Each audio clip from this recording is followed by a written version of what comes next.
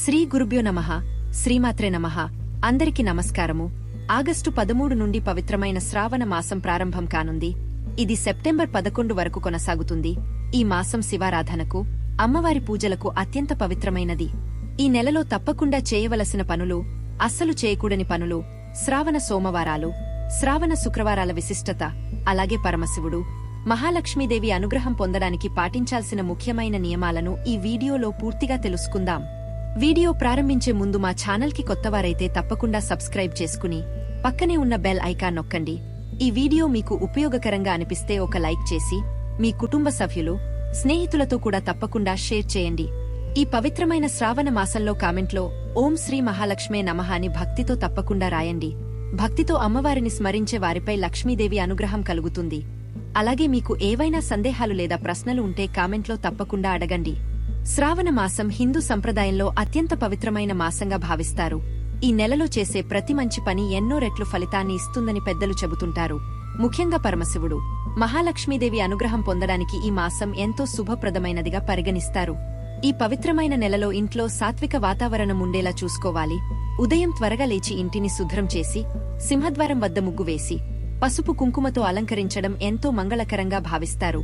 ఇలా చేయడం వల్ల ఇంట్లో సానుకూల శక్తి పెరుగుతుందని విశ్వసిస్తారు. శ్రావణ మాసంలో ప్రతిరోజూ ఇంటి ముందు 2 దీపాలు వెలిగించడం చాలా శుభప్రదంగా భావిస్తారు. గుమ్మం వద్ద వెలిగించే ఈ దీపాలు ఇంట్లోని దుష్టశక్తులను తొలగించి లక్ష్మీదేవి ప్రవేశానికి మార్గం చూపుతాయని పెద్దలు చెబుతుంటారు.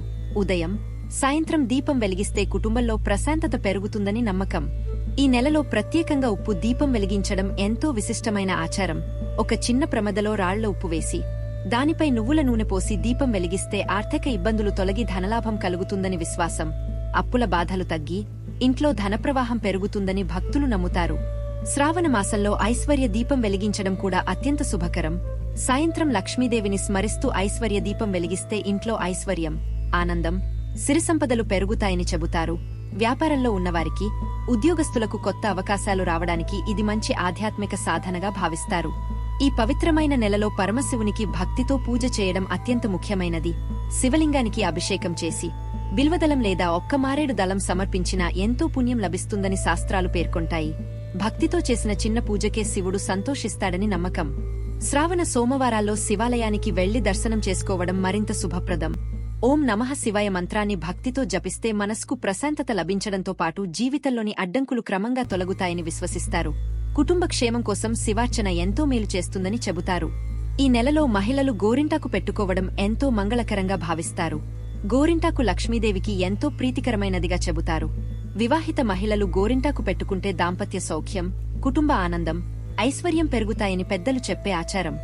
అలాగే మహిళలు కాళ్లకు పసుపు రాసుకోవడం కూడా శుభసూచకంగా భావిస్తారు. పసుపు పవిత్రతకు, ఆరోగ్యానికి ప్రతీక. కాళ్లకు పసుపు రాసుకోవడం వల్ల లక్ష్మీ కటాక్షం లభిస్తుందని, ఇంట్లో సౌభాగ్యం నిలిచి ఉంటుందని విశ్వసిస్తారు. అలాగే శ్రావణ శుక్రవారాలు మహాలక్ష్మీదేవికి అత్యంత ప్రీతికరమైన రోజులు. ఈ రోజున ఉదయం ఇంటిని శుభ్రం చేసి, గుమ్మం వద్ద ముగ్గు వేసి, పసుపు కుంకుమతో అలంకరించి లక్ష్మీదేవిని భక్తి శ్రద్ధలతో పూజిస్తే ఇంట్లో సిరి సంపదలు పెరుగుతాయని పెద్దలు చెబుతారు. శ్రావణ శుక్రవార వ్రతం చేసేవారికి ఆర్థిక ఇబ్బందులు తగ్గి కుటుంబంలో సుఖశాంతులు నెలకొంటాయని విశ్వాసం. శ్రావణ శుక్రవారం సాయంత్రం ఐశ్వర్య దీపం లేదా ఆవు నెయ్యితో దీపం వెలిగించి మహాలక్ష్మి అష్టోత్తరం లేదా శ్రీసూక్తం పారాయణం చేస్తే లక్ష్మీ కటాక్షం లభిస్తుందని నమ్మకం. భక్తితో అమ్మవారికి పసుపు, కుంకుమ, పూలు సమర్పించి నైవేద్యం పెడితే ఇంట్లో ధనసంపద, ఐశ్వర్యం, శుభకార్యాలు పెరుగుతాయని పెద్దలు చెబుతారు. శ్రావణ శుక్రవారం సుమంగళి మహిళలకు పసుపు, కుంకుమ, గాజులు, తాంబూలం ఇవ్వడం ఎంతో శుభప్రదంగా భావిస్తారు. అలాగే కనకధార స్తోత్రం, లక్ష్మీ అష్టకం లేదా శ్రీ మహాలక్ష్మి స్తోత్రం పారాయణం చేస్తే దరిద్ర దోషాలు తొలగి ధనయోగం బలపడుతుందని విశ్వసిస్తారు. ఈ రోజున చేసిన చిన్న దానం కూడా అనేక రెట్లు పుణ్యఫలితాన్ని ఇస్తుందని ఆధ్యాత్మిక గ్రంథాలు పేర్కొంటాయి. శ్రావణ మాసంలో సాధ్యమైనంత వరకు తులసి పూజ చేయడం మంచిది. తులసి చెట్టుకు నీళ్లు పోసి దీపం వెలిగించి నమస్కరిస్తే కుటుంబంలో సుఖశాంతులు పెరుగుతాయని చెబుతారు. తులసి దగ్గర భక్తితో ప్రార్థన చేస్తే మనసులోని ఆందోళనలు తగ్గుతాయని విశ్వాసం. ఈ నెలలో పేదవారికి అన్నదానం, వస్త్రదానం లేదా శక్తికి తగ్గ దానం చేయడం కూడా ఎంతో పుణ్యఫలితాన్ని ఇస్తుంది. ఇతరులకు సహాయం చేసే మనసు పెంచుకోవడం ద్వారా దైవ అనుగ్రహం మరింతగా లభిస్తుందని పెద్దలు చెబుతుంటారు. శ్రావణ మాసంలో ప్రతిరోజు ఇంట్లో దేవుని నామస్మరణ చేయడం, కుటుంబ సభ్యులతో కలిసి హారతి ఇవ్వడం, భక్తి గీతాలు వినడం వంటి మంచి అలవాట్లు పెంచుకుంటే ఇంట్లో ఆధ్యాత్మిక వాతావరణం ఏర్పడి అందరికీ మానసిక ప్రశాంతత కలుగుతుంది. శ్రావణ మాసం మొత్తం సాధ్యమైనంత వరకు మాంసాహారం తీసుకోకూడదని పెద్దలు సూచిస్తారు.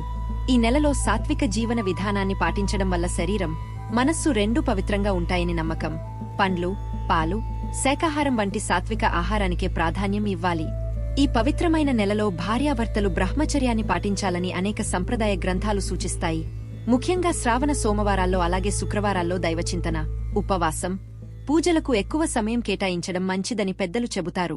శ్రావణ మాసంలో కోపం, గొడవలు, ఇతరులను బాధపెట్టే మాటలు మాట్లాడకుండా ఉండాలి. ఈ నెలలో ప్రశాంతమైన మనసుతో భగవంతుని స్మరించడం ద్వారా మంచి ఫలితాలు లభిస్తాయని విశ్వసిస్తారు. కుటుంబ సభ్యులతో ప్రేమగా, ఓర్పుతో వ్యవహరించడం ఎంతో అవసరం. ముఖ్యంగా శ్రావణ శుక్రవారాల్లో జుట్టు కత్తిరించుకోవడం, గడ్డం గీయడం, గోర్లు కత్తిరించడం చేయకూడదని సంప్రదాయం చెబుతుంది. ఈ నెలలో మద్యం, పొగాకు వంటి అలవాట్లకు పూర్తిగా దూరంగా ఉండాలి. ఇవి శరీరానికే కాదు, మనస్కు హానికరమని భావిస్తారు. పవిత్రమైన మాసంలో ఇలాంటి అలవాట్లను విడిచిపెడితే ఆధ్యాత్మికంగా మంచి మార్పు వస్తుందని చెబుతారు. అసత్యం మాట్లాడడం, మోసం చేయడం, ఇతరుల డబ్బు అన్యాయంగా తీసుకోవడం, అవసరం లేని కోపం ప్రదర్శించడం వంటి పనులను పూర్తిగా దూరం పెట్టాలి. మంచి ఆలోచనలు, మంచి మాటలు, మంచి పనులతో ఈ నెలను గడపడం ఎంతో శ్రేయస్కరం. ఇంట్లో దేవుడి ముందు శుభ్రత లేకుండా పూజ చేయకూడదు. పూజ చేసే ప్రదేశాన్ని ఎల్లప్పుడూ పరిశుభ్రంగా ఉంచి భక్తితో ప్రార్థించడం ద్వారా దైవ అనుగ్రహం మరింతగా లభిస్తుందని విశ్వసిస్తారు. శ్రావణ మాసంలో పెద్దలను అవమానించడం, తల్లిదండ్రులను బాధపెట్టడం, గురువులను నిర్లక్ష్యం చేయడం వంటి పనులు చేయకూడదు. పెద్దల ఆశీర్వాదమున్న ఇంట్లో ఎల్లప్పుడూ సుఖశాంతులు, ఐశ్వర్యం నిలిచి ఉంటాయని మన సంప్రదాయం చెబుతోంది. ఈ నెలలో వీలైనంత వరకు వ్యర్థ ఖర్చులను తగ్గించి పొదుపుకు ప్రాధాన్యం ఇవ్వాలి. అవసరమైన చోట మాత్రమే డబ్బు ఖర్చు చేస్తూ దైవస్మరణతో జీవిస్తే ఆర్థికంగా కూడా మంచి మార్పులు కనిపిస్తాయని పెద్దలు చెప్పే విశ్వాసం. శ్రావణ మాసం అనేది కేవలం పూజలు చేసే కాలం మాత్రమే కాదు, మన ఆలోచనలు, మాటలు, పనులు అన్ని పవిత్రంగా మార్చుకునే అవకాశం కూడా. భక్తితో చేయవలసిన పనులు చేస్తూ చేయకూడని పనులకు దూరంగా ఉంటే పరమశివుడు, మహాలక్ష్మీదేవి కటాక్షంతో ఆరోగ్యం, ఐశ్వర్యం, ఆనందం, కుటుంబ సుఖశాంతులు మీ జీవితంలో నిండిపోవాలని మనస్ఫూర్తిగా కోరుకుందాం.